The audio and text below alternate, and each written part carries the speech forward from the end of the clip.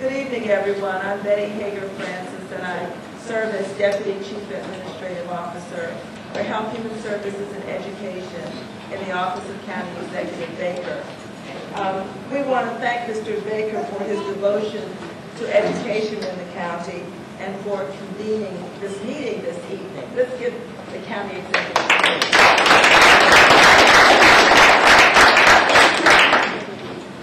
Also with us this evening are Deputy Superintendent of Prince George's County Schools, Dr. Monique Whittington Davis,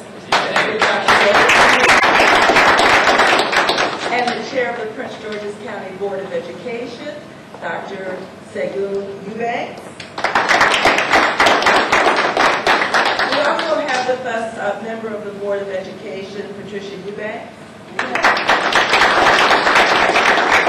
President of Prince George's County Education Association, Kenneth Ames.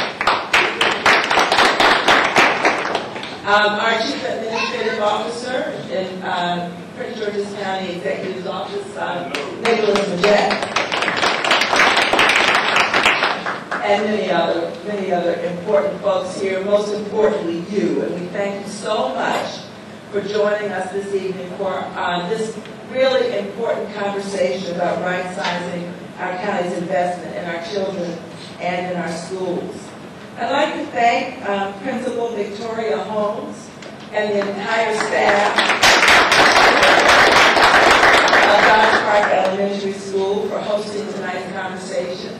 And I'm going to ask Ms. Holmes if she'll bring us greetings and a few remarks.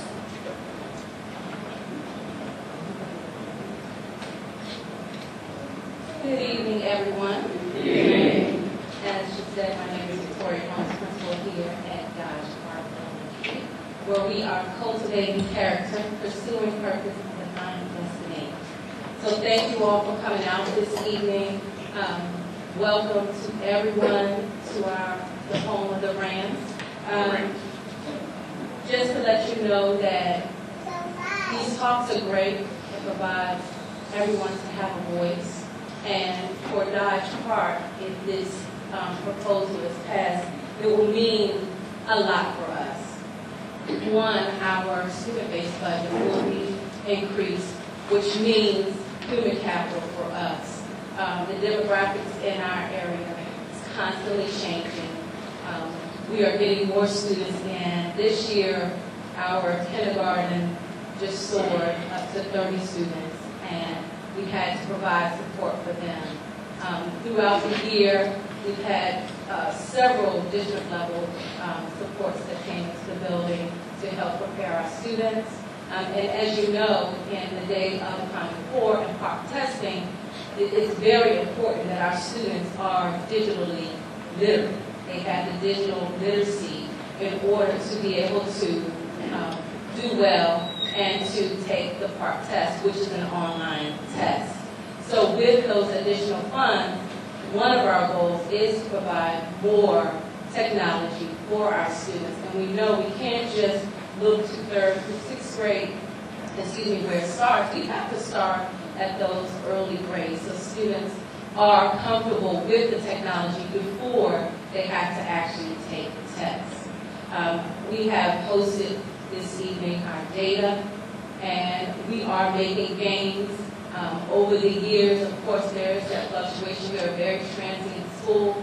Our demographics, as I said, are also changing. We are now enrolling more English language learners from all over. We have students from, of course, the Latin countries, but we also have refugees from Rwanda, and we have families from Afghanistan. And of course, those students are coming in with no English. And so we have to prepare our staff now for the change. We've gone from being 99.9% African American to now we're around 70% African American. So with that, it takes the funds to be able to support our teachers and gaining the knowledge that it takes to support our English language learners. So our main focus for the funds that we're hoping to get, these additional funds, is to help with the digital literacy and then to also provide more professional development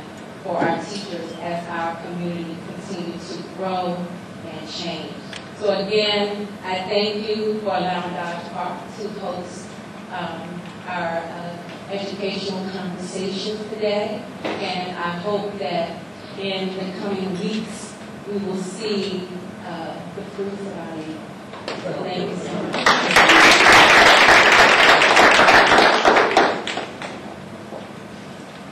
Excellent comments, and thank you for that really good information, especially about the changing demographics. And I'll be serving as your moderator this evening. So before we begin, I just want to really kind of reconfirm that we'll be working from the cards that most of you have filled out. I'll read the questions. Our panelists will will provide answers and discuss the questions and your concerns with you. We have Thomas Himmler, who is the CFO for Prince George's County, who will help with some of the budget questions if needed. And there may be similar questions that a couple of people have asked. So I'll just ask the question once to save us time. Before we get started, I'd just like to give just a really brief background on why we're here tonight. In March of this year, as you know, County Executive Baker introduced his 2016 budget proposal, which includes a dramatic increase in funding for Prince George's County Public Schools, which will be funded in part by an increase in property taxes. Please note that our senior citizens and people with lower income will basically not be affected by this property tax rate increase, but this will be discussed later in the evening. The proposed investment of over $130 million is intended to move our school system from being consistently ranked 23rd out of 24 in the state of Maryland to the top 10 by 2020. This rapid improvement of our school system will occur as a result of implementing the programs in the school system's brand new strategic plan. The funds from the tax increase will derive from an increase of 15 cents in the real property tax rate, an increase of 38 cents in the personal property tax rate, and a 4% increase in the telecommunications tax. It's all for our children, and our children are worth it. I now have the privilege of asking the questions that you provided, and we'll get started with this evening's conversation. First question. During the election, the residents of Prince George's County were told that the purpose of the casinos in the state and county would be to bring in a significant amount of revenue for the schools. Did something change since the election? That is absolutely my favorite question. It is the best question I ever get. Thomas, did you got your mic? Great.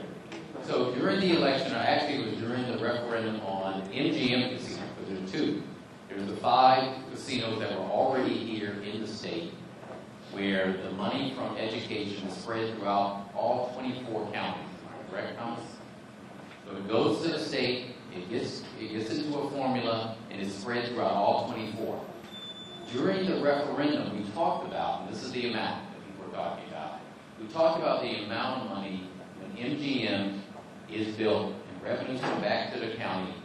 $41 million is what we're estimating will be the county share. So the way it works is, and Tom's going to explain it to us in detail, is that $41 million is Prince George's. Once we get that, we can decide whatever we want to do with it. There's only one problem right now. I don't know how many people have been down to National Harbor. Anybody been down there lately? Did you see some cranes in the air? Did you see a building? Did you see a casino? Did you see some gamblers?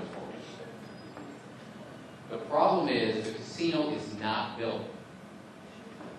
Once the casino comes online, which will be scheduled about 2016, come on in. Right here. Sweetie, come on in. Come join us. Did you get some? Very good. Come on in. You guys go here. You're the stars. You're still the stars. Come on in. So once the casino comes online, which is 2016 will come online, we project revenues will start coming in around 2017.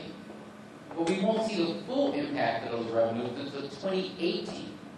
So Thomas, can I use any of that money today? Nope, because we don't have it yet.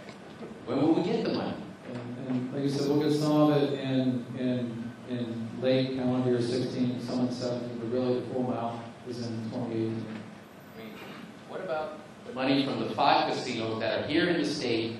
Where's our money for that? Where's our share? Where's our cut? The way Maryland funds school funding is they run through a formula, and it's based on enrollment, based on wealth, but it's also based on how much of that formula they fund. So the state of Maryland provides about $5 billion a year to school systems across Maryland. Prince George's County gets $1 billion a year, but it's based on the formula. So it's only as good as what the governor proposes and what the General Assembly enacts. So for example, this year, Governor Hogan proposed some reductions in the formula to the tune of about $144 million statewide. The reduction to the county was $38 million. In working with our members of the General Assembly, they were able to restore a good chunk of that money. But again, it's only based on what they fund. So the formula can be run out, but if folks say, well, we don't have enough money from other taxes, they can slow the formula down, and that's what's happening. And this year, and this is something that we're working with the school system and other stakeholders to try to get the governor to release about $20 million of funding that's at his discretion now that would go directly to the school system. Right. So in other words, there's $20 million, am I correct, that's at the state right now that the governor is not going to let go. The chances of getting that money are very, very slim. So he asked for the 5. So that means the money they give us for those 5 casinos, remember, ours is not built yet. But those 5 casinos goes into that 55% that they send back to us. So that's the casino money. One, it's a formula the state spreads throughout. Even though we're funding a lot of that casino money throughout the other places, the last way I'll answer the question, so Anne Arundel County, the great county executive there, who's a good guy, good friend of mine, announced he's doing a tax cut. He's cutting taxes. So when we were on the talk show, he said, yeah, Baker's raising taxes, but I'm cutting them.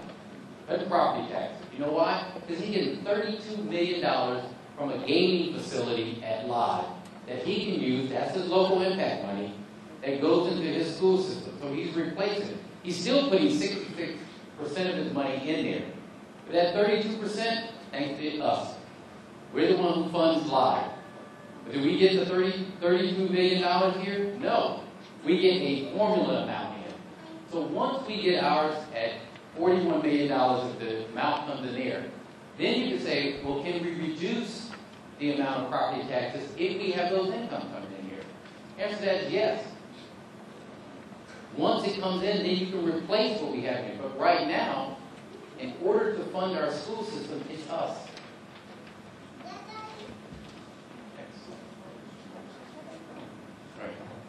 Next question. Your efforts to bring the Prince George's County school system into the top 10 public school systems is truly commendable. Please clarify how you expect to achieve this. Sure. So as Ms. Francis indicated, usually when statistics come out about our county, we're usually 23rd, right ahead of Baltimore City. So our county exec has charged us with being in the top 10 by 2020. So we have outlined a strategic plan, and we have outlined also a promise to the Prince George's County residents of what we are going to do within the next 5 years. Our promise, in order to move the district up to the top 10, involves 3 minor goals. 1, to increase the SAT scores. Right now, our SAT scores are around 1199, average SAT score for our children. The state average is a little over 1400. Our goal in order to move up in the state is to meet or exceed the state average on SAT scores by 2020. The next goal that we have is 90% of our students will graduate within 4 years. We currently have about 76% of our students graduating in Prince George's County schools.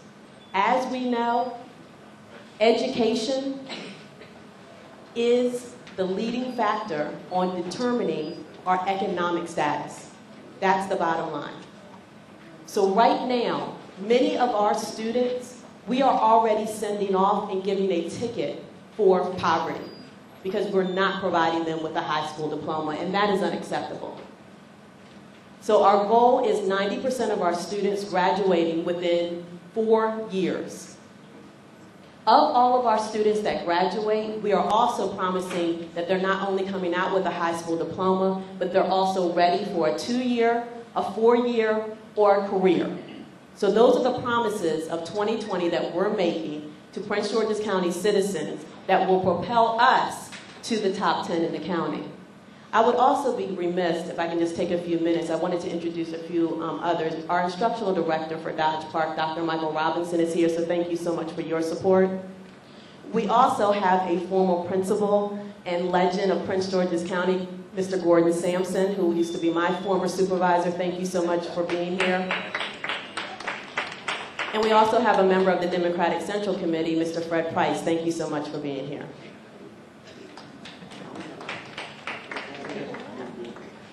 Good evening, folks. I want to add a little bit to the great explanation Dr. Davis just gave. You know, when the Board of Education began to debate and discuss our budget, we really had a few real clear epiphanies that we thought were important for us as a district. We came representing you as parents. We're parents.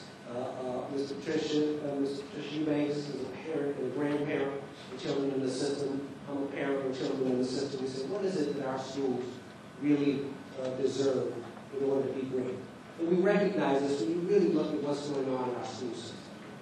And the real challenge that we have in front of us, we're a good school system. Every year over the past 8, 9, 10 years, all of our important indicators of achievement have been increasing. We know that we provide good education.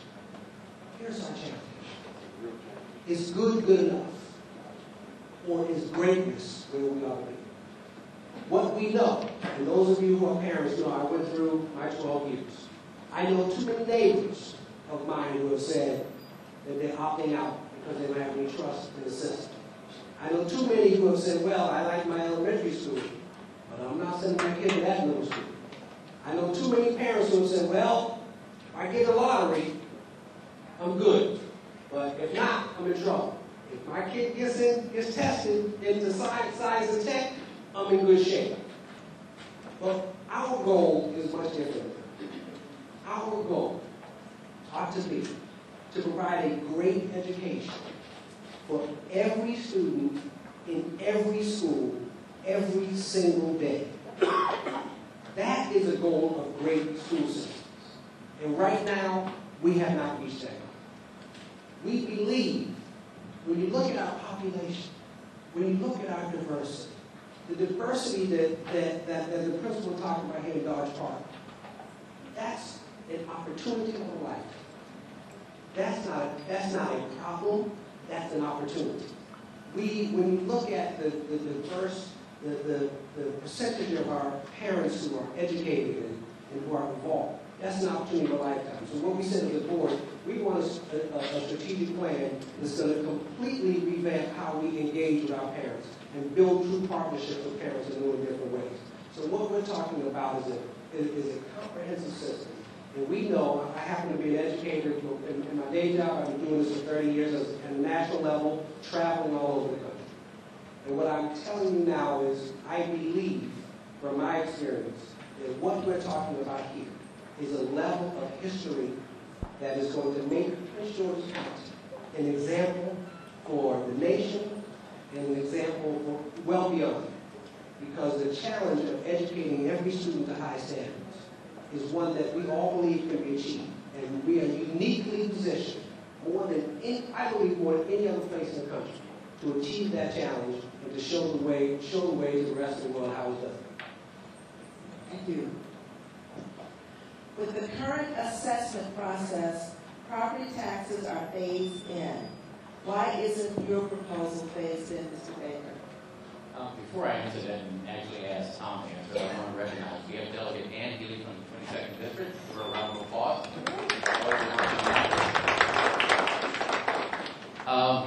In order to, why isn't it a phase-in?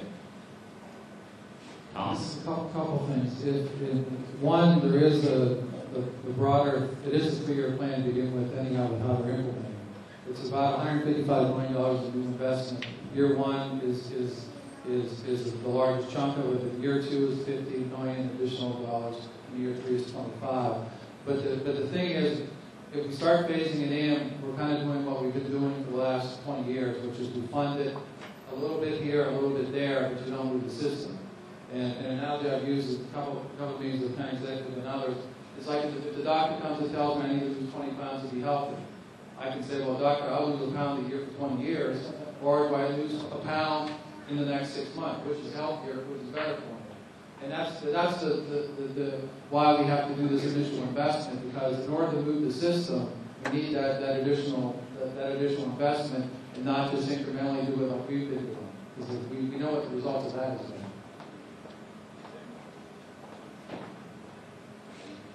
Isn't this decision to raise taxes without putting the issue before the voters similar to the county executive's removal of the elected school board? Why not ask the voters? One, it is not similar to the removal of the school board, which I was a part of. I think I've done that, well, we didn't remove it last time, we just asked. Well, yeah, the most recent one was the addition. That was the changing of government structure. But it's a good question. The question goes to two parts. One is, when we're moving the removal of the school board and changing, going to an appointed board for a short period of time in the county, was to address some of the issues that we're facing for Georgia County. Let's be honest with each other. At that time, we were facing board that we had a lot of problems. Misuse of funds, nobody wanted to put any more money in the school system, so we removed the school board. The second overhaul, which I did, was because, as always, the school system came back and said, we want you to invest more money in us. If you give us more money, we can make the improvements that we need to move the school system forward. I, quite frankly, said, I don't trust you. We've had too many superintendents over the last 7 years. We put money into it, and when we first got into the government, we actually gave the school system money to spend for nationally board certified teachers. That didn't work. How they were going to spend the money. He would give the school system money, but you couldn't tell them what to do with it. I could write a check, but I had no accountability, no authority to tell them what to do with it. And, quite honestly, I had no accountability. Once I gave them money, I've done my part. We went in and said, if we are going to improve the school system, we must change the government structure. And we did that. I have the ability to appoint the superintendent, county executive. I have the ability to appoint the chair of the board, county executive. I have the ability to nominate school board members, county executive. The county council has the ability to nominate school board members. They have accountability. We did all of those things, and we said to the new superintendent, Dr. Maxwell, we brought in here, fix the school system. He came in, and he said, you know what, I can really fix it if I had more money. I said, great, I'm not giving you more money than 1% or 2%. What did I get, 2%? Close to 2%. And the reason was, he hadn't laid the foundation showing how he was going to be any different than the other superintendents that had been here in the school system. So that's year one. He said, well, I'm going to restructure my leadership. I'm going to bring great people in who had left the school system because of problems. He brought in folks like Dr. Davis to the school system. And he came back and he said, I brought the new leadership in. We're going to change the school system. We're going to make it work. It's going to be great. All I need is more money. I said, great that you're part of the leadership. Great that you brought new leadership in. But how do we know it's going to work? Show me some improvements before you ask me to invest more of our citizens' dollars into the school system. He said, fine. Went back to the drawing board. Came back and said, I made these great programs. You asked for these academic programs throughout the county. We want to see people who sign up for the magnet programs not have to, go to private school because they couldn't get in a magnet program. We want you to expand it. We want you to do language immersion programs so our kids have a start, to compete with anybody. I said, expand all those things. Do that. Came back and he did it. He said, now I need more money. I said, okay, you expanded the program, you changed the leadership, people trust you, but I still need to see improvement. I need to see something I can hold on to before I ask people to invest. I mean, something more than just, as when I came into office, people said, I said, hey, I'm the new county executive, trust me. I'm not like the other people. They were like, yeah, we heard that before. Trust but verify. True. And, that's the way it goes. Same thing to him, trust but verify. This year when I met with him, and the leadership of the county council, we sat down in the summer, and he said, I need more money. I said, no, show me where improvements. He said, fine, I got some improvements for you. Look at our middle school. We talked about losing our kids at the high school level, coming out of middle school. They're not promoting up to 9th grade promotion. He said, he showed me the improvement to 9th grade promotion in Prince George's County. I said, what about our graduation rate? Show me the improvement in graduation rate in Prince George's County. That made the state 5 years in a row, the top school system in the nation. I said, what about our teachers? He showed me how they were attracting and retaining good teachers, especially in the early years. But we couldn't compete if people got 8 and 7 years experience. If I only had more money.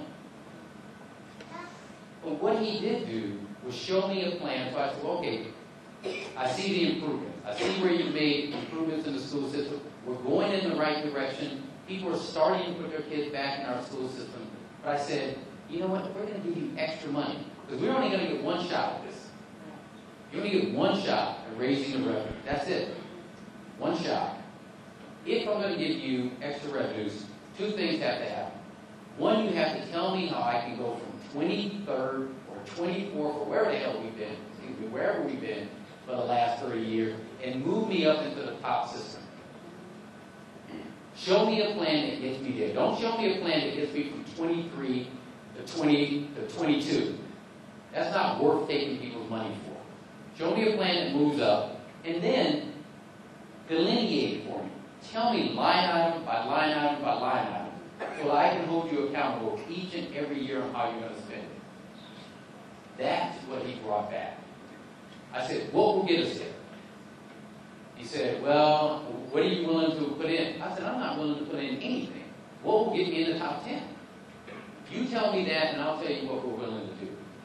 He came back and he said, 15 cents, and the addition, $133 million, and he delineated each line item. He said, we're having a problem retaining teachers. So we put how much in the teachers? $21 million for teachers, so we can have those teachers with 7 and 8 years that are not leaving Dodge Park. They actually can stay here. They're not being in smaller class sizes in Howard County. And we stop being the training ground for every other school system in the Washington region. And he said, digital learning. Our kids have to be able to compete with not only kids in this region, but they got to compete with folks in China. You want a business trip over to China, you see what they're doing over there. Our kids need to compete with that. So digital learning, we put how much in time? $6 million for our kids are competitive. Then there was one that we actually debated with him day in and day out. And when he came to us, we were like, we're not sure that works. And that was the breakfast program. Having all of our kids go to school and be able to eat throughout the county. We're like, okay, well, that doesn't make any sense to me. Don't they eat at home? Some don't. And they can't learn if we be competitive if they're not eating. So we put what? $3 million in there, phased in. Why? Because a lot of our problems with behavior in school has to do with health, eating, social service, and those things. If we're not doing that, we're making disruptions, especially in those larger classrooms. So we made him break it down line item by line item. And the other thing we said, and I'll close with this, is everybody said, oh, Sasser's too big. Sasser, for those of you who don't know, is where Dr. Davis works. That's like, the county administration building. As soon as I ever want to raise revenue, they say, why don't you just fire your staff? Fire Thomas. Take his salary. I said, well, okay, but I don't know who's going to count our money, but, I hear you. But what we said to Dr. Maxwell was, we don't want this $133 million going to your staff. Whatever your line item budget was that we have to give to you by law, do what you do with that. The extra money has to go into classroom, has to go into principal, has to be where she can actually use this money to make a difference in people's lives. We'll get a lot of questions saying, well, what about school buildings? No, money ain't going to school buildings. It's going to actually impact the classroom teaching. So that's why we put it this way, and that's why we think it's going to work. So, Mr. Baker, why have you chosen to raise taxes using the 2012 legislation rather than putting the issue to voters as required by Trent? You know why? What's my idea? I don't know who put the bill in 2012, but I can give you a good guess. You know what happened in 2012? In 2012 and throughout, the economy started tanking. The market is rebounding very slow. And so they decided that, what we do when we go down there and ask for more money, you can ask Delegate Keeley, when we go down there and ask for more money, every other jurisdiction says, well, what do you guys put in? We say, you know what, we can't put in any money because we got a tax cap. Not just us, there are several jurisdictions in the state of Maryland that have a tax cap. We'd like to put more money in, but by law we can't. So we have this tax cap. But that all worked until the market tanked. It also all worked until, where are they? Right here at the end. Y'all get a chance to come in. It also worked until places like Montgomery County, which is putting 66% of their taxpayers' dollars into their county school system, Anne Arundel County, which is putting 59% of their taxpayers' dollars into their school system, Calvert County, which is putting 58% of their tax dollars into their school system, and they looked at Prince George's County and others. They said, you're putting 35% of your taxpayers' money into your school system. But the state is putting in 56%. So when we asked our delegates to give us more money, they got it. 56%. So somebody said, well, great, why don't the state give us more money? That sounds good to me. We don't have to raise our taxes. You know why? Because guess what the state is? Anne Arundel County, Montgomery County, Howard County. They all got like, well, why are we paying for Prince George's County? I said, well, because they can. They were like, oh, later for that. So they passed the bill, not the Sherman Baker bill. They didn't ask me my opinion. They didn't care about my opinion. They said for education, because state law trumps local law, for education, we're going to allow you to go above the tax cap, just for education. So 100% of that $133 million can only go to education. That means the rest of the general budget that I gave to the county council, which has 110 people, actual people who pay taxes, have mortgages, will be fired from our government to balance our budget, because we can't spend more than we have. It means actual people who have children in school, pay mortgages, will be on a 5-day furlough, because we can't spend in the general budget more than we have. It means each department of this government, your government, was asked to cut their department for 5 years in a row by 5%. Because we're not going to spend any more than we have in the government. So none of this money can go to help with the rest of running your government. It can only go 100%, 100, every last time, by law, can only go to education. So that's why they allowed you to use your dollars to pay for your schools and your children. If we stop the excessive testing locally and statewide, how much money can be put to academic achievement, which comes from teaching and learning, not testing? So as far as the statewide testing, we don't have a choice to opt out of the statewide testing. And right now, the statewide test is PARCC. And those of you like me who have babies in the school, they're just finishing up the last part of their PARCC test, whether they're in elementary, middle, or some of our babies also in high school. The local testing we are taking a look at. We do have control over our local testing. And we have found that we are testing our students too much. What we now need to do, especially with our new strategic plan and with the additional funding, is that we need to spend time teaching more. So once again, the state test of PARCC, we're not going to opt out of that. We don't have a choice. We are a Common Core state. We are part of the state as Prince George's County as one of the LEAs. But our local testing, we are looking at streamlining those. I was there from a national perspective. The issue around testing is not a Prince George's County issue. It's not even a Maryland issue. It's an American public education issue. It's happening all across the country, mostly as a result of the current federal law, No Child Left Behind. I work with, again, down in D.C. We're getting ready. Potentially, if Congress can ever get their stuff together, we've never been closer to reauthorizing No Child Left Behind and really changing dramatically the way that the federal government treats schools. And so we hope that is going to end what many of us believe is a national obsession with filling the local standardized tests that take time away from recess and art and music and other things that are critically important. So we're part of this movement here in Prince George's County. We're taking the lead on it. Again, we've already started with our own assessment locally, but we're also working with our members from PGCA and unions and others to really look at this issue, to lead the way, to kind of making sure we spend a lot more time with our students and building them the way they need, a lot less time testing. With the rise in property tax, will it be according to the value of your home? The lower and middle class families are struggling in this economy to stay in their homes. Yeah, the 15 cents is based on your value. We have a chart up here. So if you have a $100,000 house, the 15 cents will be $150 for that house. If you have a $200,000 house, That's a year. per year, it's Per year. $300,000. The one thing we've done is the state of Maryland has an existing homeowners tax credit program. So if you make $60,000, your household income is $60,000 or less, your net assets, excluding IRAs and those kind of things, are less than $200,000, you can qualify. It caps the amount of taxes you pay. So we have about 4,500 households right now who qualify, who have filled out an application and were deemed eligible. This proposal impacts them zero. They're all going to pay zero because their taxes are already capped.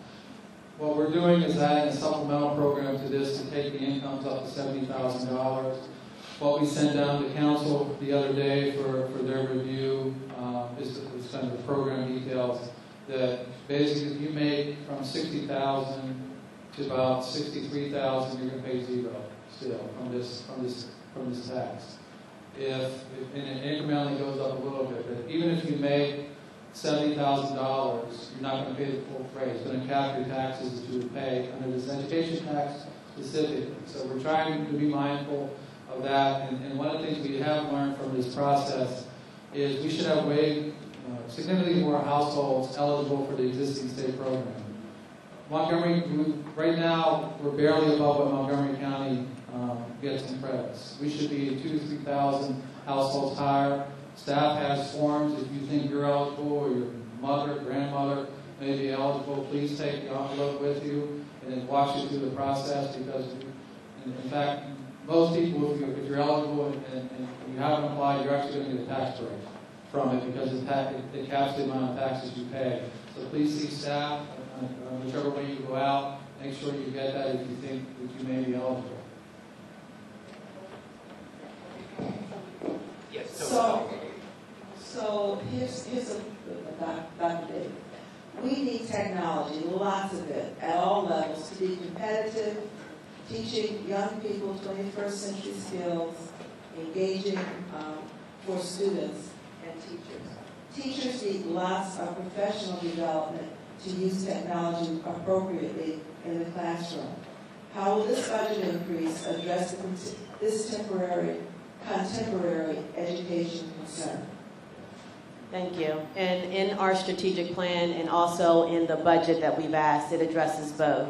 So as we stated earlier, the economic gap that we have, not only in Prince George's County, but in our nation, it preceded an educational gap. And that educational gap is preceded by an opportunity gap. Right now, all of the students in Prince George's County do not have the same opportunities in their neighboring jurisdictions.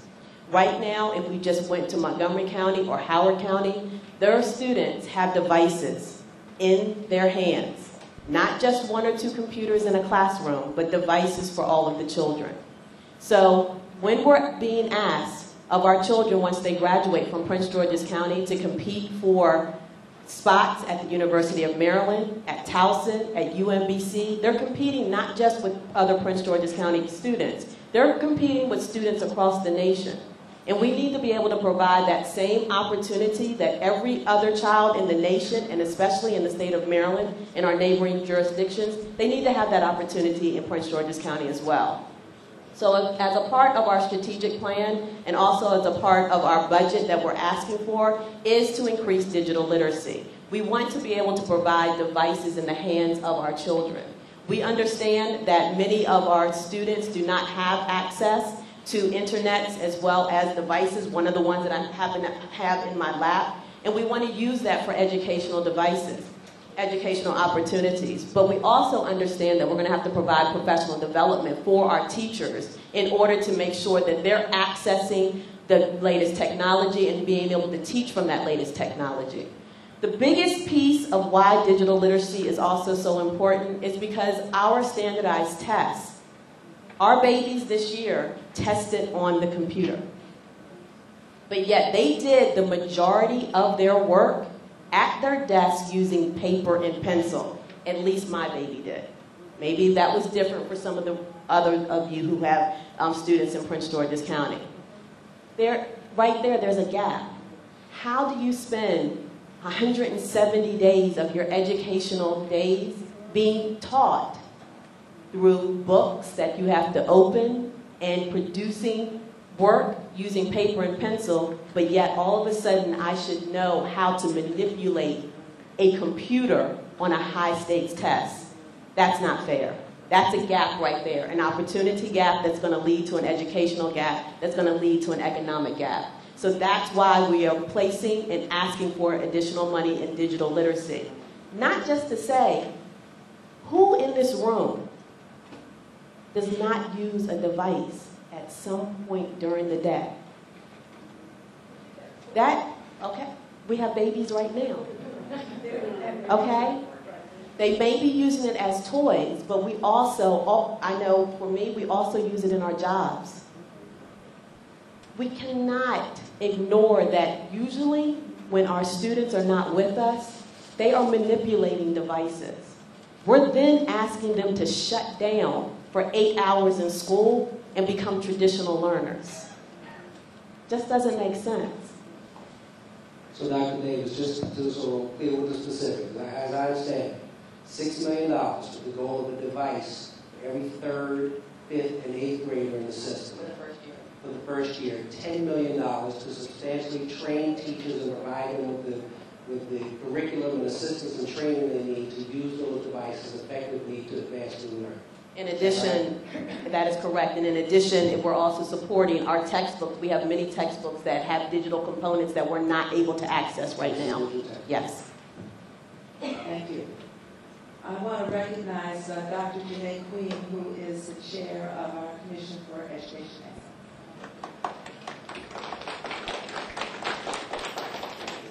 I'm not in favor of this tax.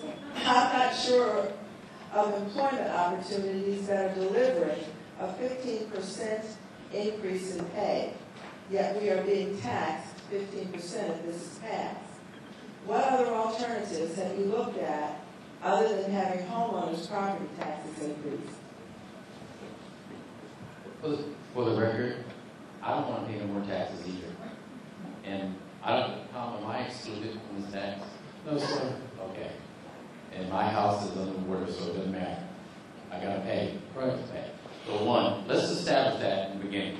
Nobody wants to pay more in taxes.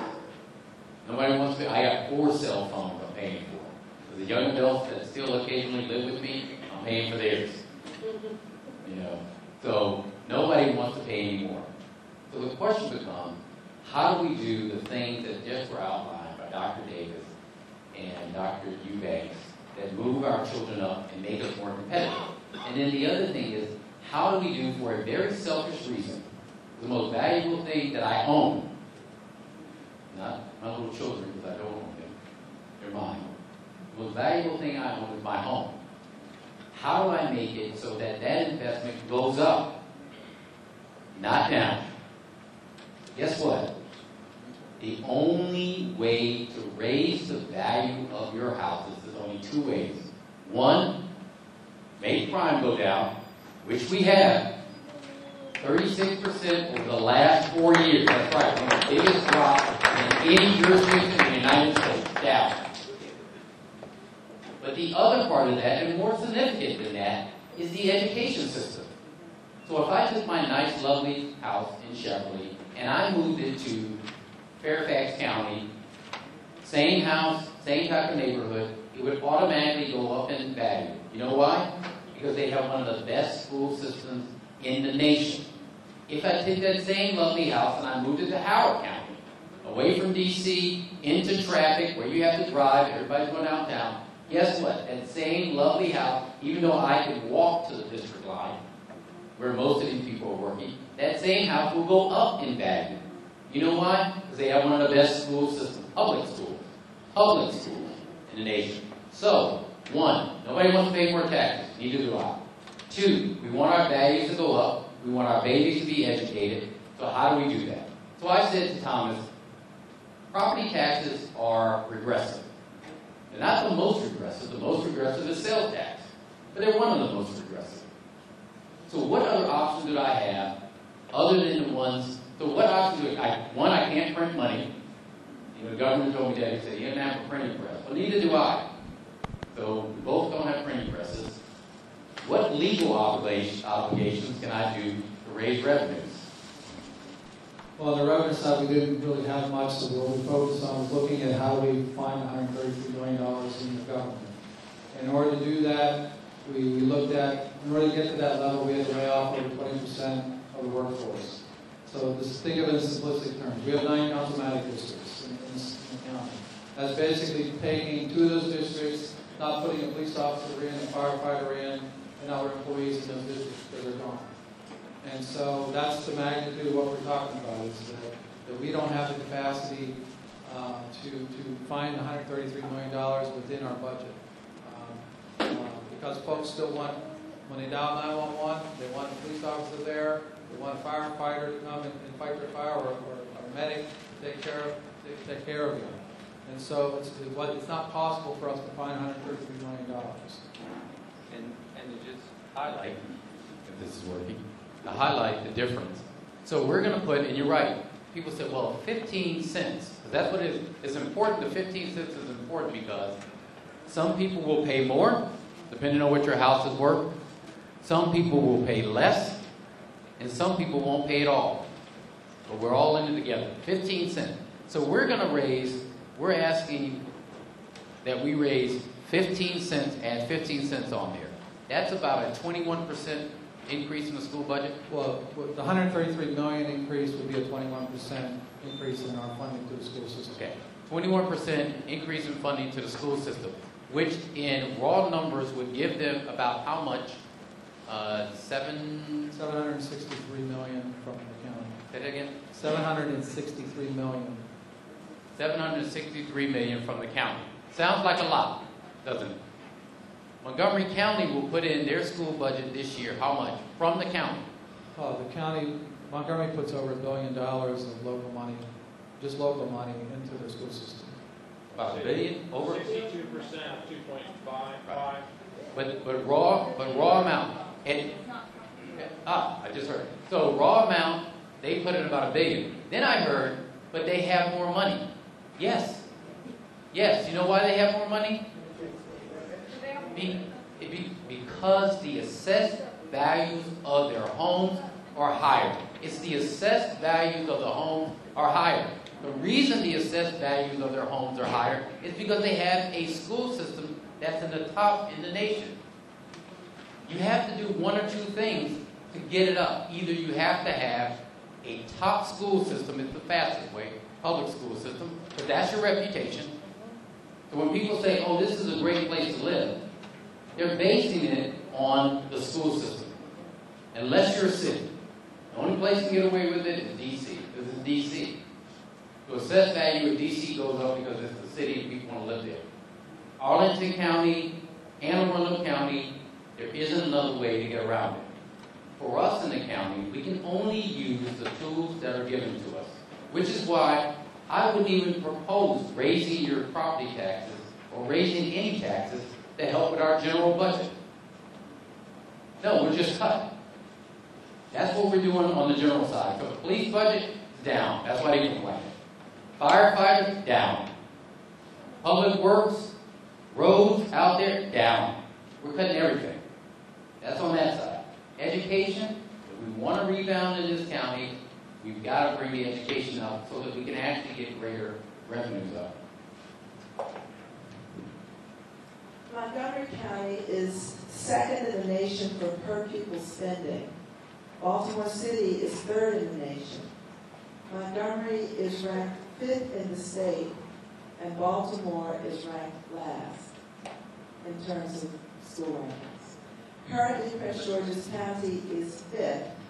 How is more money going to change the current status of the schools? So I'll start by talking about, and this is where particularly the comparison between us and Baltimore City, which is very different. The explicit problems and issues and challenges that are addressed in one of America's toughest urban communities in Baltimore City isn't comparable to what is being addressed anywhere else in most places in the country. The significantly higher costs on everything from maintenance to security to special education to supplemental services all are significantly increased. The primary difference is the money that Montgomery County is spending is going directly to the classrooms, directly to instructional materials, directly to the kinds of things that promote services. In other places, in large urban communities that have significantly more challenges, they have to spend huge amount of monies in places outside of the direct relationship between teachers and students. You want to add, Dr. Davis? Thank you. And what you will notice with our strategic plan and with our budget, it's going to the schools. It's not going to central office. It's not going for additional services. It's going directly to the schools and in the classroom. I think that's what's the difference. So when you take a look at our strategic plan, which is, once again, the first time ever that Prince George's County has ever had a strategic plan, and you compare that to Montgomery County strategic plan or Howard County strategic plan, the funds and the resources are going in order to assist teachers in doing their craft better so that we can increase learning. Research shows us that the teacher has the greatest impact in increasing student achievement. And that's why these funds, when you take a look at our strategic plan and when you take a look at our budget, are going directly to the schools and to the students and to increase the capacity of teachers, and most importantly, attempting to retain the best in Prince George's County. What often happens is that we lose our best teachers to our surrounding districts. So we're constantly having to renew and teach first and second and third year teachers. We want to retain our great teachers here to teach our students in order to increase student achievement. Okay, if I could follow up, why can't you do that with the money we currently give you? Because a greater portion of the county's budget goes to the school system now. So why can't you use the money that you're already getting to move us up? The money that we currently are given, does not help one with salaries. We can't compete with the salaries in our neighboring jurisdiction. We did, what we found is that our mid-year career teachers, those that are anywhere between 7 to 10 years, they are losing money by staying in Prince George's County, which is impacting their retirement. If they choose to stay with us, okay, do I have a teacher in the county? Okay, thank you for staying with us. And what she said is one of her Montgomery County peers makes $30,000 more than her. And it's $200,000 on a career. So if our teachers choose to stay here for 30 years, that's impacting their retirement. $200,000 more they can make just going to the neighboring jurisdiction. That's one big reason. Retention of great leaders and teachers. What we also can't do with the current monies is, one, provide additional professional development for our teachers. For the last 5 or 6 years, we have not been able to systemically invest professional development for our teachers. It's been very minimal. In order for them to improve on their craft, they need to have time to learn. They need to have people that are going to coach them side by side to give them feedback on how to improve their practice. We cannot do that with the current funding. With the current funding, we definitely can increase digital literacy with our students. And the list goes on and on. Can I have one more quick follow-up on that? Because I think there was the end of that is an important question. We talked about the money.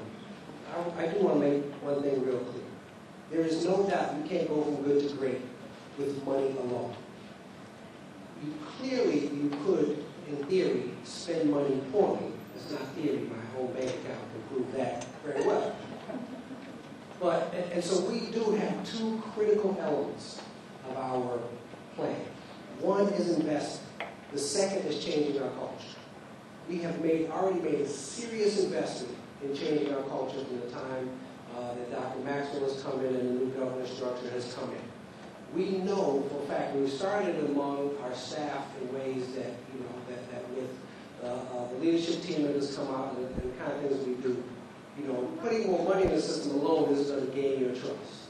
What's going to gain your trust as parents is when you walk into the school, you're treated with dignity and respect and as a true partner.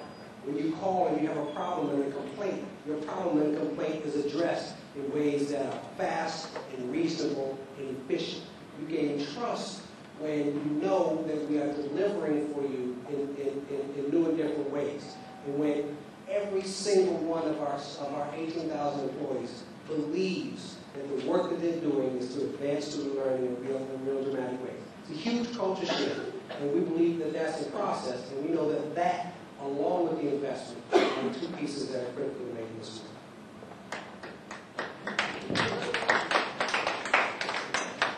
So I want to repeat that we are going to go through each and every one of these parts.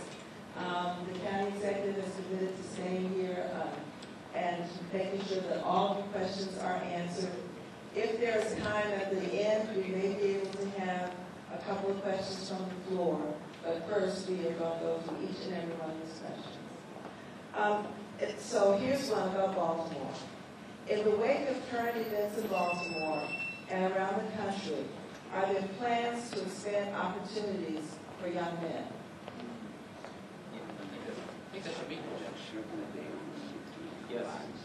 But yes, we actually didn't wait to watch Baltimore City go through the problems that they're going through.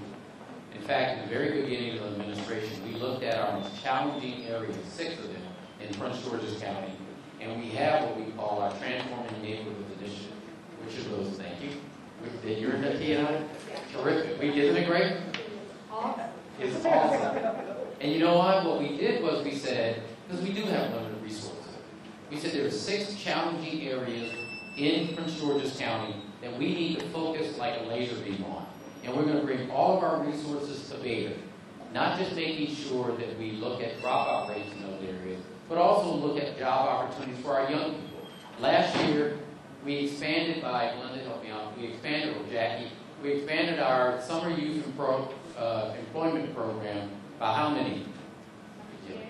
Yeah, how many kids are we? From 400 to 2,400 There's been. in 1 year. From 400 To 2,400 in 1 year. from 400 to 2,400 in 1 year.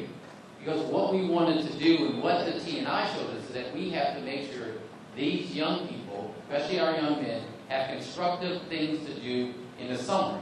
Not just a summer job, but actually working on careers. So we put more money in that. But we also looked at social services, the family service, and our health department in these areas. So we're actually ahead of the game in terms of making sure we're looking at So we said it's not just public safety, it's not just making sure our police and our fire and our corrections officers and our state attorney, but also the other parts of our government are working in here, which is why we're going to continue. But a huge part of it, because the rest of that I control in the government. I say to Betty and her health team and so family services, I want you in our school system. They go. I can say to them, you know what, I want to make sure we respond to lights that are out in these communities, potholes, 311. We want to make sure the government respond. But the most critical part of it is our education system. That's why we're doing this. We can do all those others. Think about it. Think about it just for a second. We talked about Baltimore City, what they're going through. Prince George's County, we've reduced crime. We've got about $6 billion worth of development that's going to happen in this county within the next 4 years, more than any other part of the state. We have a world-class health system that's not only going to be built here, but it's going to connect access to quality health throughout all of Prince George's County for the first time ever, connecting it from Laurel all the way down to Eagle Harbor. We're going to connect that. But the missing piece, the Achilles heel, is quality education that runs from Laurel all the way down to Eagle Harbor. Not spots of greatness in between, but throughout.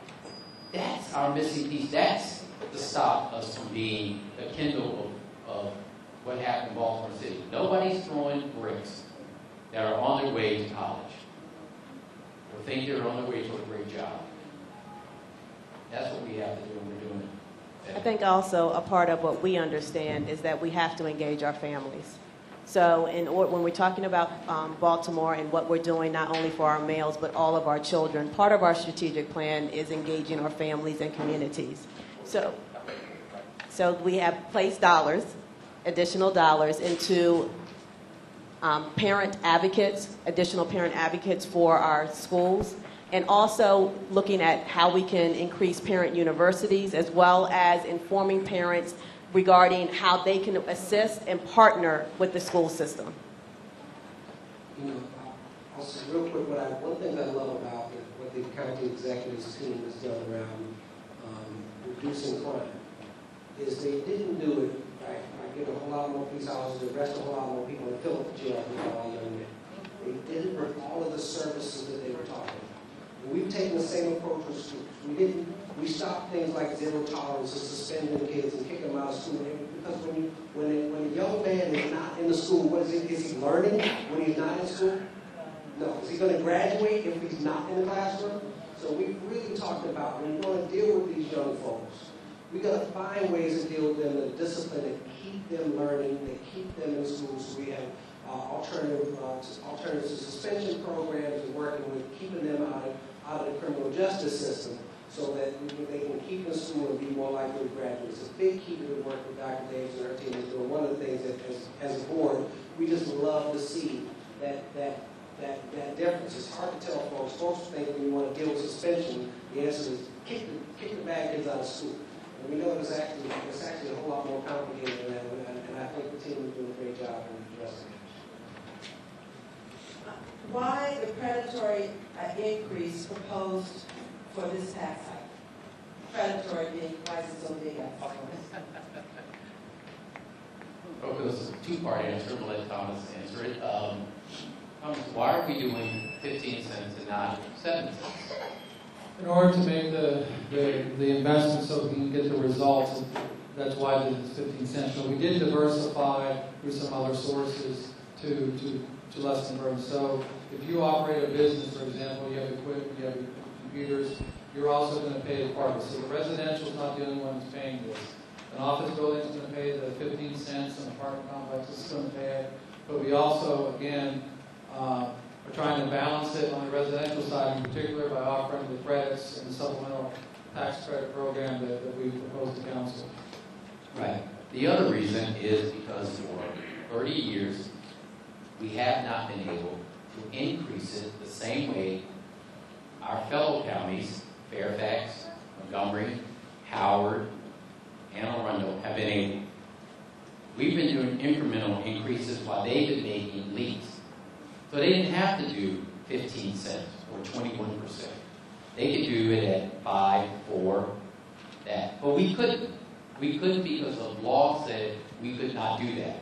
So as they invested more, if you remember, if you go back, if you're as old as I am, and you go back and you remember Anne Arundel County when I first went to the legislature in 1994, it was not considered one of the top education systems in the state.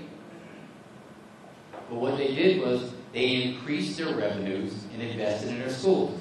At the same time, Prince George's County went flat. And at certain periods, as the president of the Teacher Association will tell you, they actually cut in Prince George's County. We actually cut. So now we find ourselves trying to catch up with our competitors in the region. And the only way we're going to be able to leap ahead is by investing this amount that will do the programs we need to move forward. Would I like to have it as a lesser amount? Yes. But I'd also like to not be 23, 22, or 21.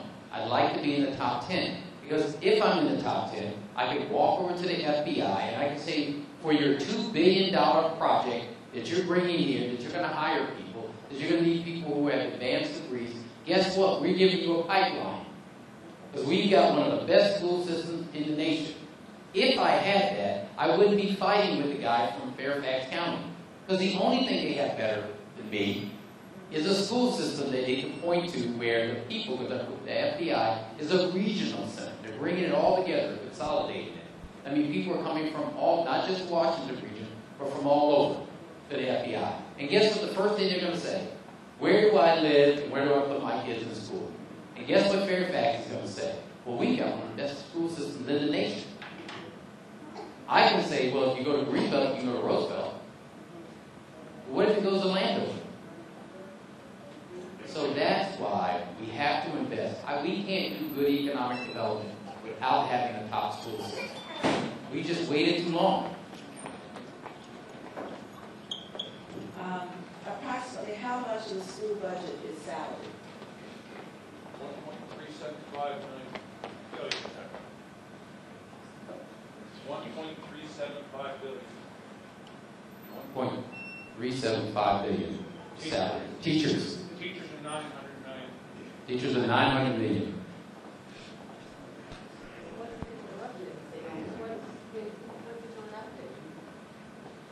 Oh, with this right here, this the money that we put in for the increase is, well, it's $20 million, but it's not. It's a $20 million to retain the teachers that we're currently losing to other jurisdictions. So you're right, there is a salary component to it, and that is the retention part. To retain those teachers that are here, that are currently being paid $30,000 more, across the river, less here in the county, but more over there. To retain them, we're actually going to use this money to give them a signing bonus to stay here. So that's where the salary is not going to. Dr. Maxwell does not get to hire another assistant, and I don't get any of the money, so I don't get to do nothing. What percentage of our local funding comes from businesses versus residents? And how does that compare with other counties, specifically Montgomery? It's awful. We get about, correct me if I'm wrong, Thomas, we get about 70% of our money from residential property taxes. 70%. But that means 30% are also coming from commercial, expanded commercial tax base. It's the complete opposite in Montgomery County. If you look at Fairfax County about 20 years ago, they had the same problem where most of their money was coming from residential property taxes and not from businesses. They reversed it. They actually started getting businesses in there. So your next follow-up question is, well, why don't we do the same thing? Isn't that right? Why don't we do the same thing? What the heck has that guy been doing for the last 5 years? It's what we're doing. And the reason it's so difficult to do it in Prince George's County, and it was difficult as we were coming into the government, were two things, if we're honest with ourselves. The first was nobody wanted to do business with Prince George's County because they felt we were corrupt. I think me saying it, that's what they said in business. Second thing is a quality education system.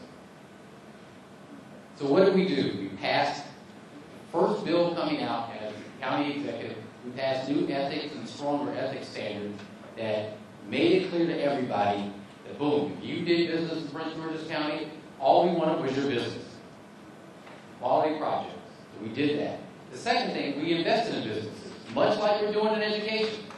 And I have less pushback in that part. We took $50 million from our rainy day fund. And we said, guess what? We're going to take this $50 million and we're going to invest in our economic development incentive to get businesses to come to Prince George's County. And for the last 4 years, 3 years that program's been here, we brought how many businesses? How much of that money have we leveraged to get? We've used about $18 million to retain or attract over 3,000 jobs in the county. So it's working. And just to add a couple other things, we are creating more jobs. At New Carrollton, for example, the State Department of Housing and Community Development relocated outside of Annapolis and brought over 300 jobs to the county. So we are doing these things to diversify, because that's one of the lessons we learned from the housing challenges we had, is that we were so reliant on residential property when we had the issues that we did, that impacted us from making these investments that we've been talking about. The problem we have, even though we're attracting businesses here, the problem we have is when there's a company on the market and we want to go after them, let's say like Marriott. Marriott said, we're interested in looking at a new location from Montgomery County. Now they stayed in Montgomery County because they got $90 million in a great school system. They said, well, we're thinking about moving. We want to expand. So Fairfax County competed for them, Howard County, all these surroundings. So someone said, well, Prince George's County, why aren't you in the mix? Guess what? The reason we aren't in the mix is because they looked around and they said, we're going to make a huge investment. We need to know that the workforce that's there can actually sustain this company throughout. Our biggest disadvantage was not office space, was not closer to the D.C. line, was not crime, was not a quality hospital. It was our education system.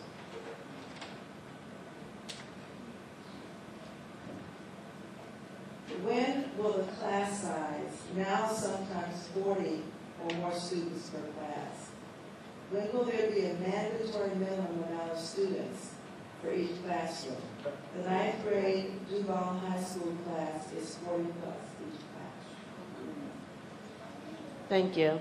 Right now, with our funding that we do with our schools, which is called student-based budgeting, that is a local school decision on how many classes they choose to have in the class sizes. What we do, however, is that the administration takes a look, especially this time of year, of projecting enrollment for our schools, and then throughout the summer, watching how enrollment may fluctuate. For instance, as the principal at Dodge Park indicated, that enrollment increased at a kindergarten level. So we do classroom, what we call classroom balancing throughout the year, where we give additional teachers in order to help to balance classes. What we have not done yet, though, is to mandate a cap on class sizes. This particular funding, though, will help to address classes in the primary grades. So with the additional fundings for kindergarten and first grade classrooms, we're hoping that we do not have any classes that are above 21 students. It will take additional funding, though. When we're taking a look at reducing class sizes, it includes additional funding, but it also includes additional space. So even here at Dodge Park Elementary School, as she continues to grow, she doesn't have any additional classroom space. So we're going to have to either add temporaries or take a look at building another school or redistricting. So it's very complicated when we're just saying about reducing class sizes. It's one, about student-based budgeting decisions. It's also taking a look at salaries and monies that we have, but it's also the space. When we take a look at the northern part of our county, they are over capacitated when it comes to school buildings. So to answer the question, we're not looking at capping off right now specific classroom sizes at each grade level, but we are taking into consideration when additional resources are needed from the system. I just want to add quickly, because I think Ken has a great piece of data about the challenge that we have around the teachers to the students as compared to Montgomery County. What's that number, Ken? We ran a number a few years back that reduced class size by 1 countywide carries a price tag of $12 million in staff. What's the number said, and we have it? We buy how many teachers per 1,000 students? We buy 47 teachers per 1,000 students, and our neighbors to the west buy 63. 47. It's a staffing. It's a staffing. 63 students per 1,000. Thank you. Why does Prince George's County pay the highest property taxes in the nation? That's a great question. Thomas, why would you pay so much? What can we do with it? Not for the nation. I mean, in the state of Maryland, yes, we other than Baltimore City, we have the highest property tax rate. But as a county executive, I think gave his analogy earlier with his house, the values in other places are higher. So a house in Montgomery is a higher valuation than ours. But and if we have to raise the same dollar to provide service, our tax rate has to be higher. It goes back to the valuations that the county executive talked about. So as we improve the school Here's the system, question. How do I change that? How do I change it so I'm not paying? I mean, as we've talked about, in order to move the values up, you go look at the region. Again, Montgomery County, they're higher because people want to live there because of the school system. Howard County, where I first came to Maryland, that's one reason why I went there, because I knew they had a good school system, low crime. And in Arundel, same thing. So the school system drives everything. So if we improve the school system, the values of our houses are going to go up. If the values go up, then we have the ability that we don't have to have the tax rate this high, similar to other counties.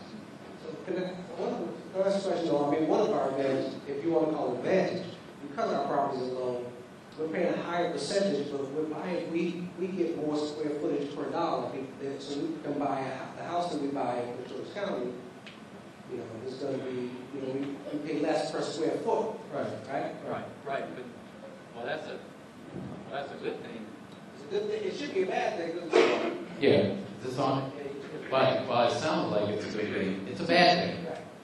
Because if the values were higher, our property rates could go down. Here's the thing and I've been listening to people testify at the council hearings. I went and talked to the realtors, every business people, and they all say the same thing. Oh my God, you guys pay the highest property taxes than anyone. As if I don't own property here and I'm not paying property taxes. I know that. What I want to know is, how do I change it? That's what they're not telling you. They're not telling you there's only one way to change it. That's what they won't tell you. They'll tell you what you're paying. And they'll tell you you don't want to pay anymore. You already know that. The question is, just like your houses are underwater, foreclosure, there's only one way to change it. Believe me, I've tried. I've looked. I spent 5 years looking at how we can do this any other way. There's only one. You've got to raise the public school system up. Because people got to want to come here, and businesses got to want to come here. It is the only way you raise it up so that you can lower it. The guy in Anne Arundel County who cut taxes won't tell you that. He'll just tell you he's cutting it. He won't tell you that he raised the value of those properties. That's why he can cut. That's why he attracted businesses to come in. That's why Howard County can go out and compete with and get Marriott to come in. Not because they're closer to D.C., not because they're closer to places where people want to go eat and places like that. It's because their school system allows them to attract companies there that then pay business taxes so they can lower the rate. If we want to do that, and that's what people said to me. I didn't come up with this. I did not come up with it. I'll guarantee you. I was perfectly fine doing those budget hearings and sitting there halfway asleep. But everybody came up there and said, why is my classroom overcrowded? Why can't I have Neiman Marcus? Why can't you bring me a restaurant?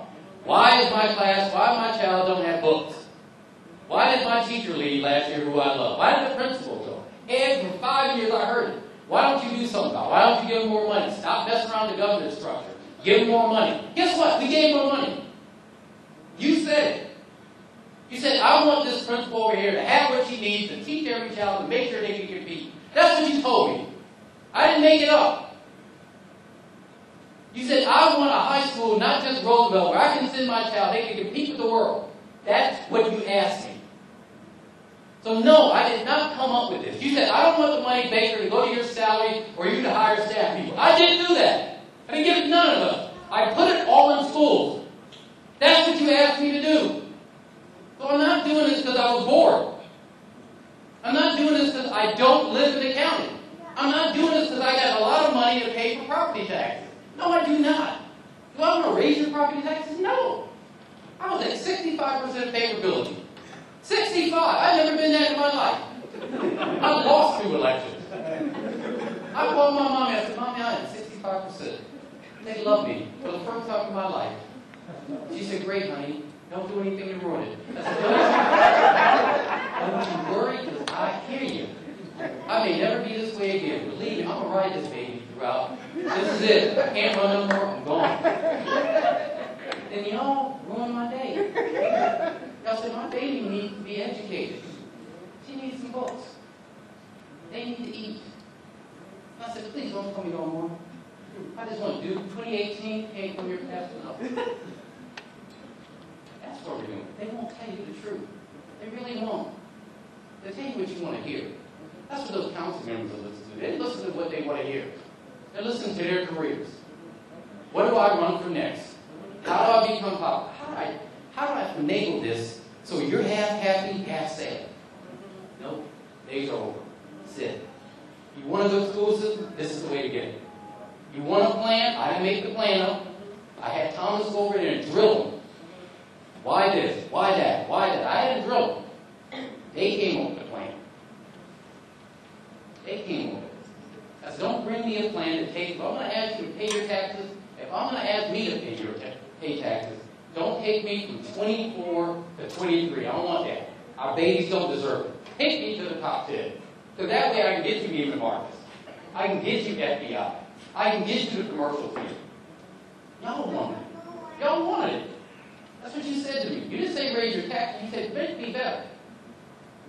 So when I see these people coming in and like, oh, Baker wants to do this, he gets stuff in his pocket. No, I don't get none of the money. I still got to pay for my little baby to come home. Somebody didn't send me anything. It ain't mine. It's 4-year schools, 4-year classrooms. So you asked for it. And once you asked for it, you told me that. I believed you. It's 5 years I believed every word you told me at those hearings. Because I believe you, this is what we're going to do. Now, I don't know if those 9 people in that council are going to hear you. But I heard you. I heard them. And we're going to have a great school system.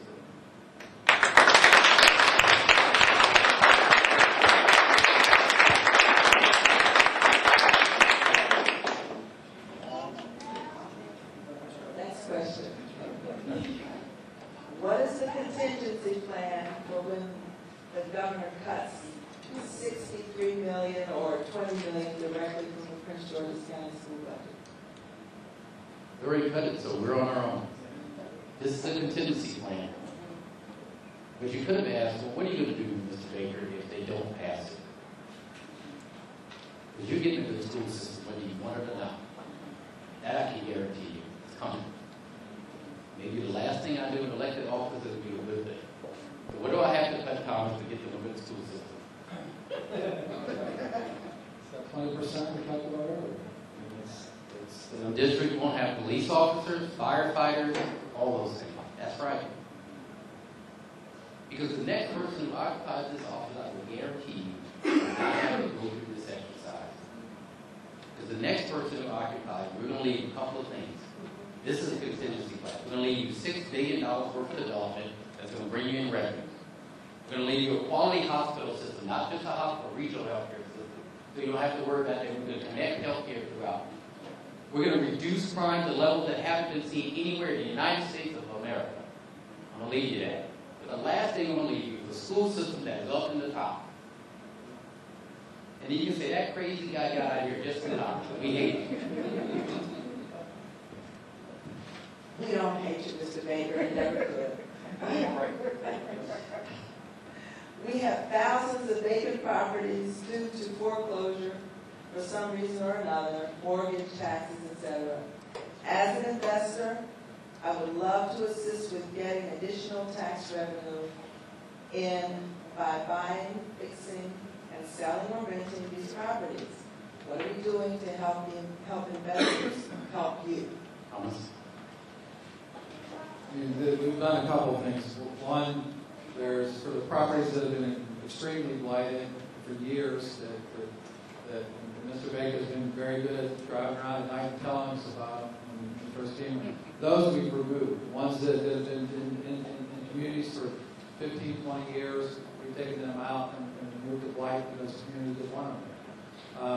We've had actually a lot of investors come in. And if you look at from the time we hit rock bottom in 2011 in housing to now, a lot of what's been generated is by the investors coming in. There's a reason why our values have increased 45% since 2011 when we hit rock bottom. We were $155,000 median sales price in March 2011. We're over $224,000 right now. In some communities, we've increased 120%. We were in Capitol Heights, the first place we went. Their values have went up over 100% in value in that same period of time. So we provided incentives through various funds to get first-time home buyers in struggling communities. In November, we launched a program with the state of Maryland. It was called Triple Play. $100 million the state put up and to provide loans. We put up $6 million. Guess what? In 2 months, we had to close it. It's gone. We helped over 500 families in the county get assistance. And we're doing this, we're doing those things. It's a combination of things that we're doing. And if you're an investor, look around. There's still some other properties that you can find in the county, but you better get in quick because values are going up and they continue to go up. And if you look at any of when you see the Washington Post report regionally on housing, one of the things they always talk about is Prince George's County. The values are going up for some of the reasons he said. Crime is down. People are looking at the county again.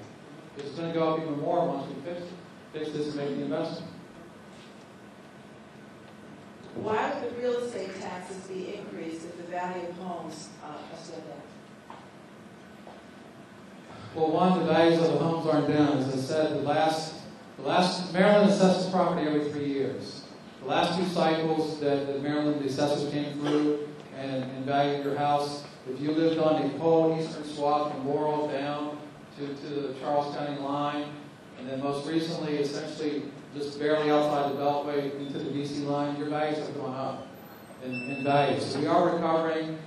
The last group that hasn't been reassessed recently with the increases gets reassessed next year, and their value is going to go up. So we're going to have 3 straight years of values going up in the county. And that's a positive thing, but it's a reflection that people are looking into the county to buy homes. And again, all the investments we've made so far in police and public safety in particular, that's what's driving the values up.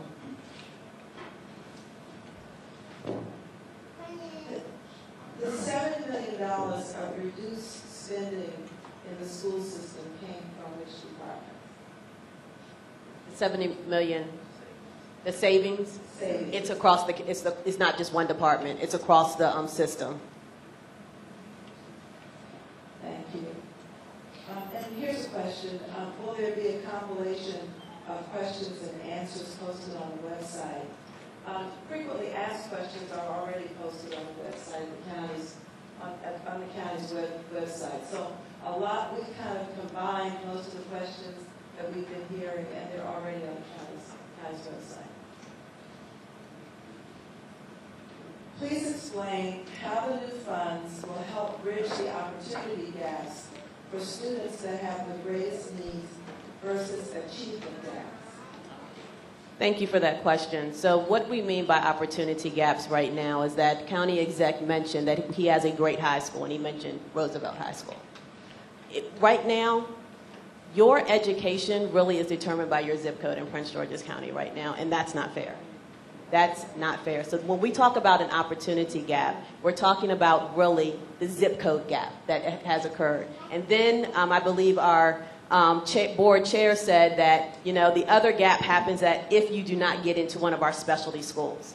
So it's either you have to live in the right area or you have to get into the right school through lottery. No, we want to strengthen all of our neighborhood schools. You should not have to live into a certain area or hope and cross your fingers in order to get into a specialty program to get a great education in Prince George's County. We should be offering a great education in Prince George's County to every one of our students, in every one of our zip codes, in every one of our communities. So when we're talking about the gap, it's really about the opportunity gap, meaning that you don't get a chance to go to Roosevelt or you don't get a chance to get into Spanish immersion. So this particular strategic plan is really investing in the neighborhood schools. It's investing in schools, the one we're in right now in Dodge Park Elementary School. And what some of those schools are getting are going to be, one, a literacy coach. In every one of our middle school and high schools, we would like to place a literacy coach in every one of the schools, not just in the specialty schools, not just in Roosevelt, but in every middle school and high school. When we're talking about digital literacy, we're not saying to place a device just in the hands of the students that are at Bowie or just at the hands of the students that are at Roosevelt, but every one of our students. And that's not really a way that Prince George's County has really looked. We have really looked at how we can help certain communities in the past, instead of looking at how we can strengthen all of our neighborhood schools. Are you in favor of a discount on the property taxes for long-term residents of the county? This has been asked before, but I think it bears repeating. Besides the existing state credit, which a lot of seniors are eligible for, we're proposing a supplemental credit to the council for their approval to take the incomes up to $70,000. And just keep it in perspective, $70,000, our median household income is only about $75,000. So we're pretty much close on the middle range by taking up to $70,000.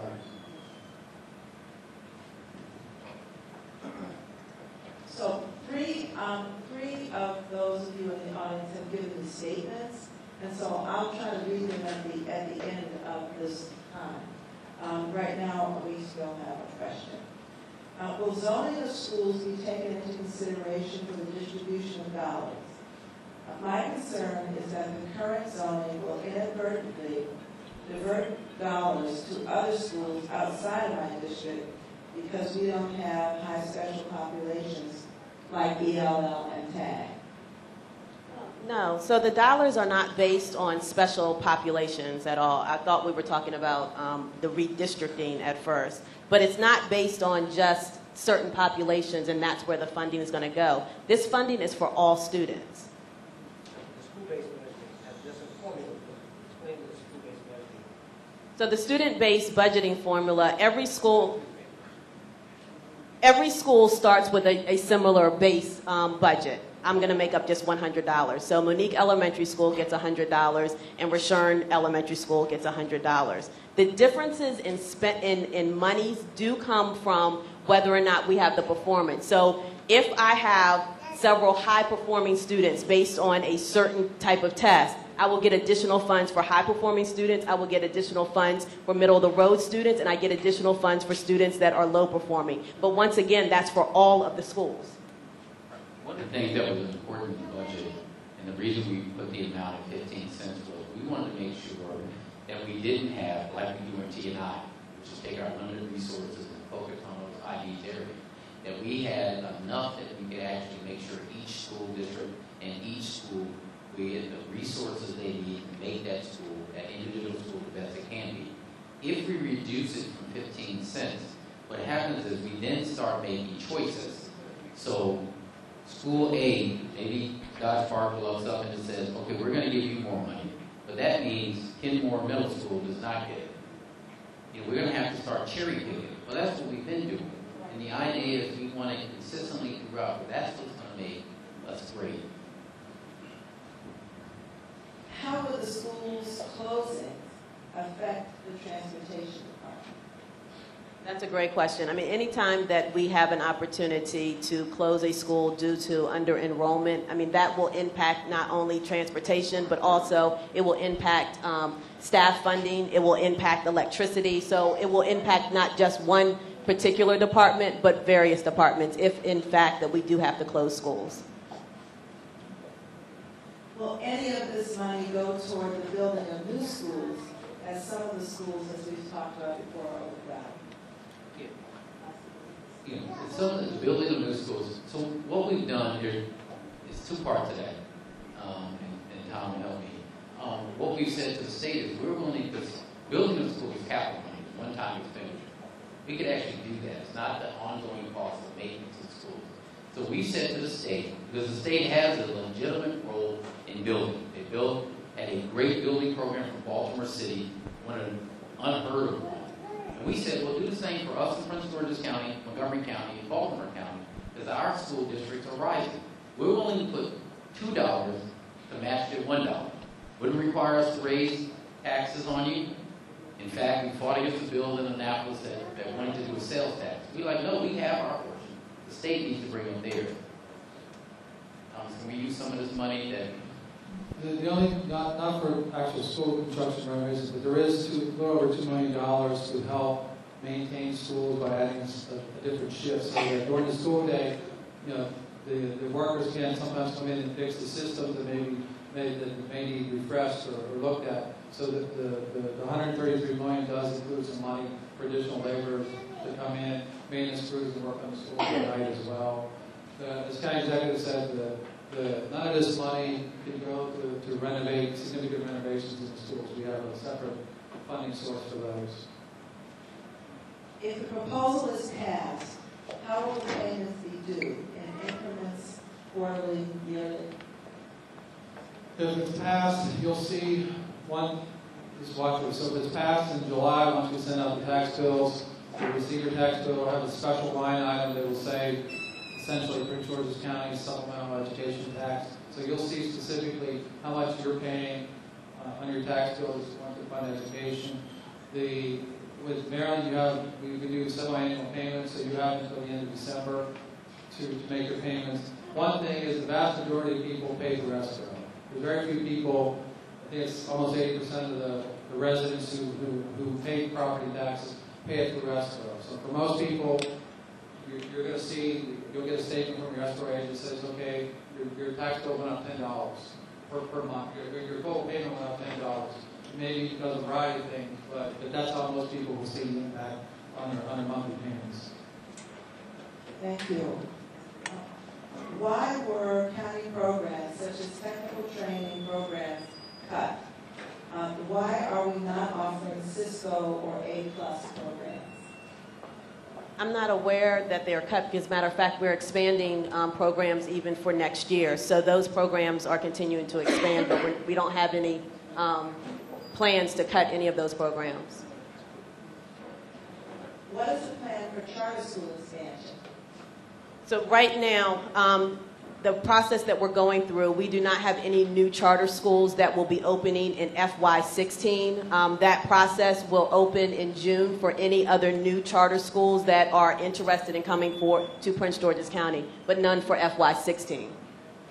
I'll say quickly from the board's perspective, at least my perspective as a board member, that our approach to charter schools is, if it's going to increase trust, if it's going to bring more parents back into the system, and if it's going to improve student achievement, we're going to welcome it. If it's going to be just another kind of bureaucracy that's not going to move the needle, then we're going to push back on those programs. But as we move forward with this is going to be all about, if you're bringing some value to this county, that you're going to raise academic achievement and you can prove it, then we're willing to listen to charter school folks who want to come in. But we're going to be very intolerant of folks who are coming in and trying to take advantage of our system. Are there affordable summer school programs offered?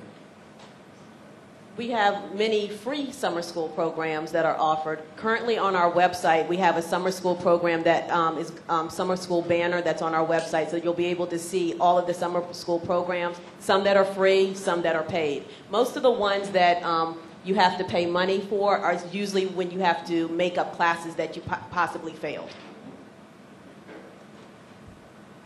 Have you seen an improvement in the school system, and if so, what?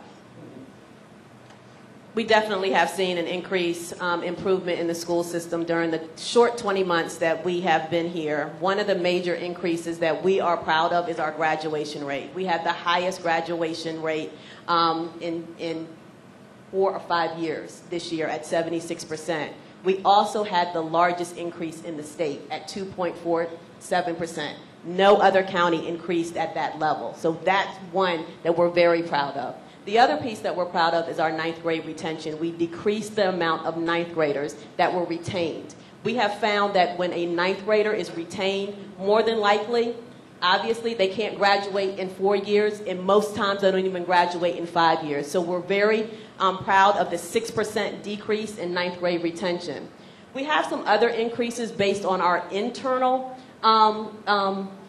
assessments that are just not as high stakes. So for instance, at Dodge Park, we did some resources here that included some additional reading specialists and reading support, and we're very proud of their increase at Dodge Park and at all second grade, of increasing from 62% of our second graders reading on grade level, and last year we had 68% of our second graders reading on grade level, according to one of our internal assessments. I think that Dr. Maxwell would definitely say that he is proud on how many people he's been able to attract back to the county. We have over 3,500 families that have chosen us in order to educate their students.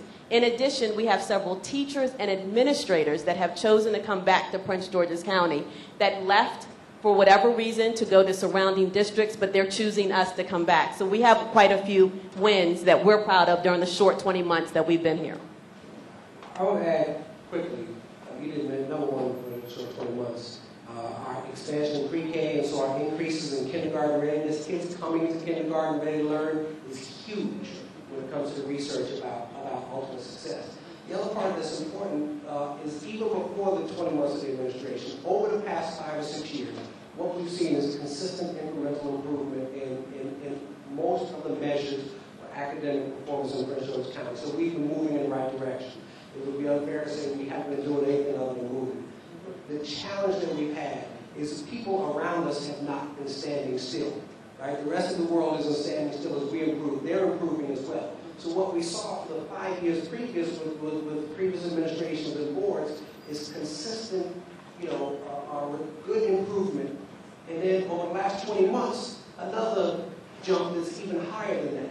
But for us to really begin to talk about being a top system in the country and in the state of Maryland, that pace of improvement has to significantly accelerate.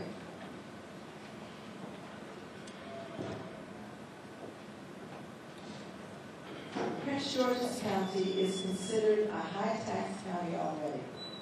With your plan, I'm kind of going to statements now. With your plan, 15% additional assessment to the property tax will bring in and keep great teachers. Great teachers will bring in more residents and businesses. These enhancements... Betty, can we do this? How many questions? Because we finished with the question? Pretty much. If we finish with the questions, if people want to actually say their statement, so we can respond, or if you want to say them, or you want to just read them? Oh, that's right. We can both. Yeah, we can read them, and if people. How many statements do we have? Because what I want to be able to do is have people. We have 3, and I think that LaVon Thomas has something she'd like to add. But we have a Parkdale student here who I think would like to say something. Okay, well, let's go with Parkdale student first, and then we'll read the statements. Out there, we're doing. Ray. Mike, young man. Great. First, I want to thank you all for having this meeting again. Meetings like this are very important.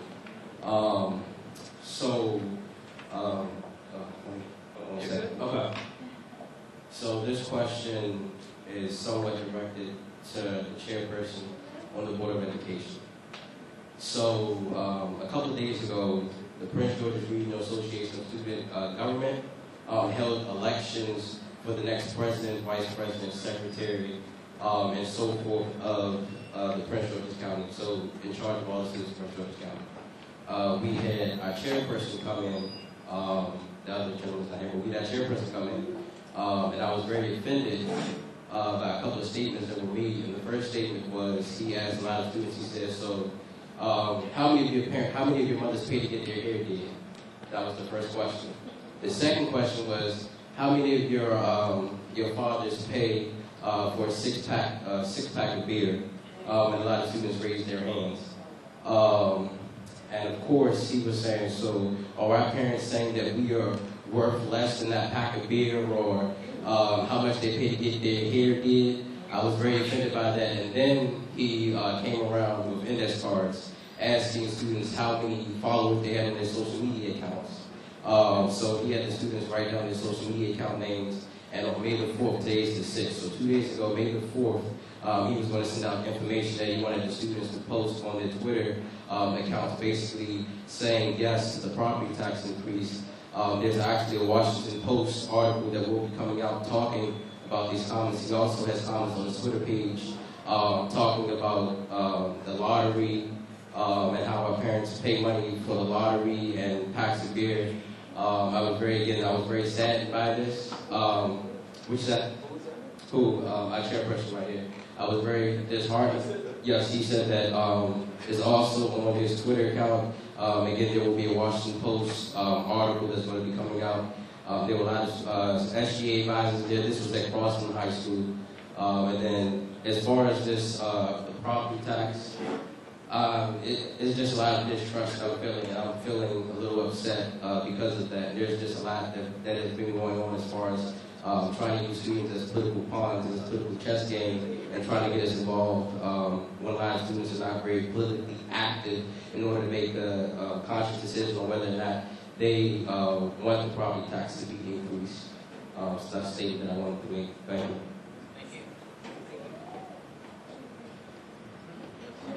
Thank you. There is someone gave me a card talking about, I think it's Close Energy, which is a 501c3 nonprofit. Did you want to make your own statement? Go ahead. Oh, okay. Did I say the name right? Yes, perfect. Okay. Close Energy is a 501c3 working with 8th grade scholars, hiring them for professional production in Maryland's brand new offshore wind industry. The county's T&I grant system brings businesses into the schools to provide opportunities for kids. I'm willing to pay 15 cents on my $350,000 home. Thank you. Thank you. So, Dr. Queen, would you like to make your statement? So, I have all kinds of statements about here. One of the things that in a lot of the national reviews, National Black whoever talks about how equity is the spirit growth model. And I think that we need to be reminded of this because we all want a strong education system, stable community, and healthy families. We have to change our mindsets and the narrative. And I think that's one of the pieces that's missing is sort of the cultural narrative. What do we think about ourselves? What do we think about our Prince George's community? I'm not originally from Prince George's, but I chose to come here. I do not have children. And I don't want to be nervous about what decisions I have to make when I do have children. I'm in education, I keep the pavement regularly to improve systems, to improve families, and so forth. And so I'm tired of having to argue with colleagues and friends and family who are coming to Maryland and choosing Montgomery County and Howard County and DC. I'm tired of it. And I think part of it is we have to change our mindsets about who we are, what we can accomplish. At the end of the day, some of this is also a class legacy that haunts us, right? So there's a gap, a class gap. And so some of us who are able, we can send our children to other places. But if we actually reconnect to our community in a way that exemplifies the way we do business and represent our community in positive ways, we can actually all benefit. The return on investment benefits us all. So we have to take that out of insurance for the schools. Thank you. Good evening, everyone. I just wanted to piggyback on what, I wanted to piggyback you brought up the close energy theory. And Mr. Baker was talking about transforming neighborhoods initiative. The question was asking about programs for males.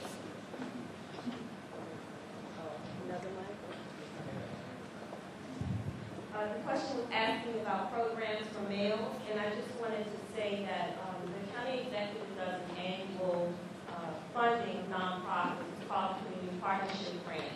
And as a part of that application, we asked the nonprofits if they support our transforming neighborhood areas. And just a few of the organizations, that I don't want you to walk away not having a resource, is Men Aiming Higher, Mentoring to Manhood, first generation college bound. Those are just a few of the programs that work with males specifically, and they are working in our transforming neighborhood areas. Also, our board member Curtis Valentine has been doing an awesome job with his men of Prince George's County Public Schools. So you can look at that program, and that's a program that's connecting educators to male students and reaching into the community. So we are doing work to address our male students. Thank you. So it's almost 8:30. We were scheduled to end at 8. Those of you who would like to stay around and talk to the county executive, he will certainly be here to talk with anyone who has further questions or comments for him. But with that, we'd like to thank you very much for being with us this evening. It's been a wonderful conversation and discussion.